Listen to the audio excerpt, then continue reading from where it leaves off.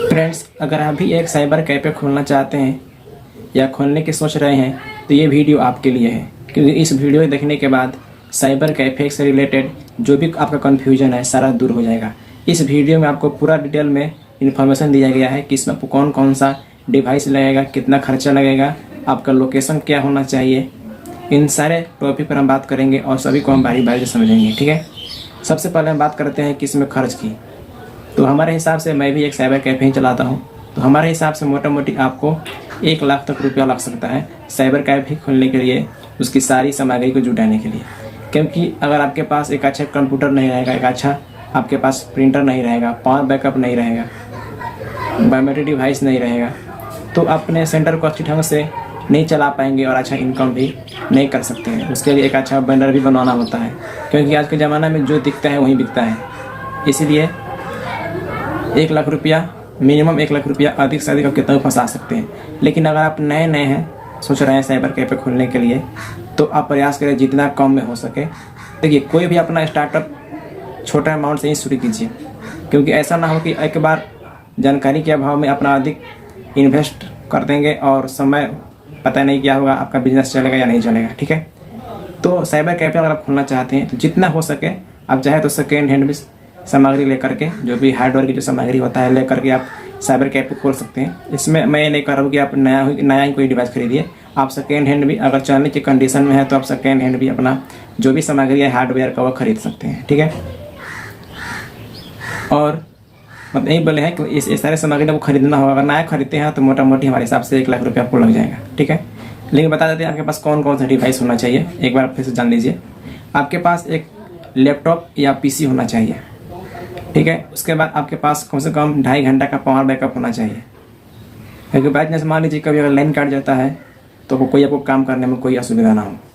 उसके बाद एक अच्छा क्वालिटी का आपको प्रिंटर चाहिए और एक स्कैनर अलग सबको चाहिए।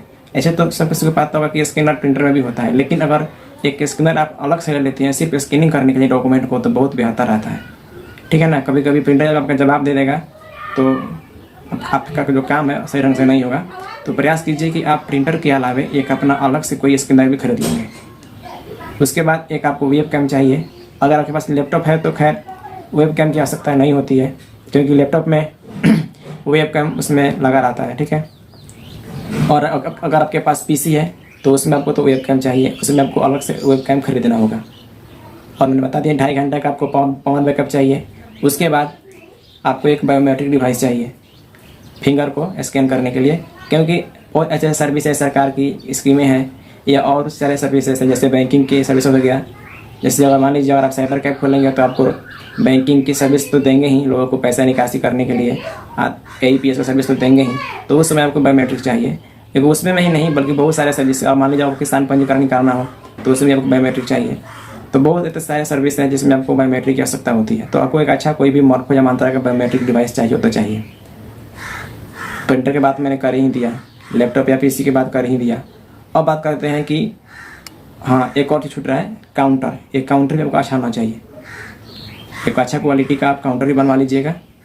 और जो ब्रांडिंग का सामान होता है, बैनर वगैरह, वो भी एक अच्छा क्वालिटी का बनवा लीजिए। और कुछ बैनर अपने सेंटर के अंदर लगाइए और कुछ बैनर कि आप जितने भी सर्विस देना चाहते हैं कस्टमर को, उन सारे सर्विस का एक अच्छे ढंग से बैनर बनवाइए और उस बैनर को अपने सेंटर के बाहर खड़ा कीजिए। और सबसे मेन पॉइंट ये आता है कि आपको अपना सेंटर कहाँ पे खोलना चाहिए। एक शब्द में हम तो कहें तो आपको सेंटर वहीं खोलना चाहिए जहाँ पे पब्लिक का अधिक जमाव होता है, जैसे मार्केट हो गया, ब्लॉक हो गया, रेलवे स्टेशन हो गया, एयरपोर्ट हो गया, और भी सारे हो सकता है स्थान, लेकिन सबसे नंबर 1 स्थान पर ब्लॉक आता है। अगर आपका सेंटर ब्लॉक के पास में है तो भी आप अच्छा ढंग से इनकम जनरेट कर सकते हैं। सेकेंड नंबर पर आता है रेलवे स्टेशन। वहाँ पर आप खोलते हैं तो सबसे अधिक सर्विस है आप 2 चीज़ का दे सकते हैं। एक तो आप टिकट का सर्विस दे सकते हैं और दूसरा बैंकिंग सर्विस, माइक्रो ATM से पैसा निकासी का सुविधा आप दे सकते हैं, APS का सुविधा आप दे सकते हैं। तीसरा स्थान आता है मार्केट। जो भी आपके नियरेस्ट मार्केट होगा वहाँ पर अपना साइबर कैफ़े खोल सकते हैं।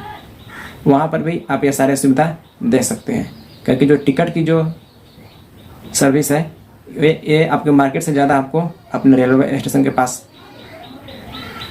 अच्छा इनकम कर सकते हैं। वहाँ पर आपका ये काम चलेगा, टिकट के काम। ठीक है। और चाहेंगे कि अपने गांव में चाहेंगे तो हम खोल करके कुछ अच्छा खासा इनकम कर लें तो नहीं हो पाएगा। हमारे हिसाब से आप गांव में अपने सक्सेस नहीं हो पाएंगे जितना आपकी मार्केट में सक्सेस हो पाएंगे, ठीक है ना। तो आप ये पर निर्भर करते हैं कि आप कहाँ खोलना चाहते हैं। लेकिन हमारा मानो तो मैं आपको 3 ही जगह का नाम बताऊँगा लोकेशन। एक तो अपने ब्लॉक के पास खोल सकते हैं, दूसरा अपने जो भी मार्केट होगा वहाँ पर खोल सकते हैं, तीसरा जहाँ आपका रेलवे स्टेशन है वहाँ पर खोल सकते हैं, ठीक है ना। बाकी आप कहीं भी खोलो, से कोई दिक्कत नहीं है हमको। मुझे आप लोगों से रास्ते में बताना था कि कोई आपका नुकसान नहीं हो। मान लीजिए अगर आप 1 लाख 2 लाख रुपये लगाते भी हैं और आपका सारा पैसा बर्बाद हो जाए, पूरे पे पानी फिर जाए, ये मैं नहीं होने देना चाहता हूँ।